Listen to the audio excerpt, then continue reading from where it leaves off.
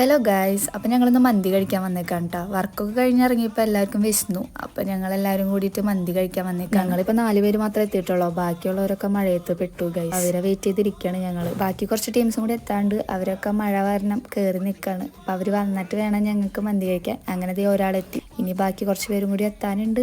അതേ ബാക്കി ആൾക്കാർ എത്തി ഗൈസ്. ഇവരും ഞങ്ങൾ ഒരുമിച്ച് ഇറങ്ങിയതാ. മഴ കണ്ടപ്പോൾ ഇവർ വഴിയിൽ കയറി നിന്നു. ഞങ്ങൾ നേരെ അങ്ങോട്ട് പോന്നു. അതുകൊണ്ട് ഞങ്ങളധികം നനഞ്ഞില്ല. അങ്ങനെ മന്തി വന്നു. ഞങ്ങൾക്ക് എല്ലാവർക്കും ചെസ്റ്റ് പീസ് വേണം. അപ്പോൾ അവിടുത്തെ കടയത്തെ ചേട്ടനോട് പറഞ്ഞപ്പോൾ ഞങ്ങൾക്ക് എല്ലാവർക്കും ചെസ്റ്റ് പീസ് തന്നു ഗായ്സ്.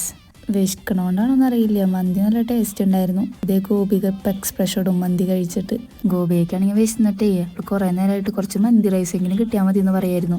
അവൾക്കാണെങ്കിൽ ഇതിലത്തെ അൽഫാമൊന്നും ഇഷ്ടമല്ല, അവൾ നോൺ വെജ് ഒന്നും അങ്ങനെ കഴിക്കില്ല. അപ്പോൾ അങ്ങനെ കിട്ടിയപ്പോൾ അവൾക്ക് സന്തോഷമായി.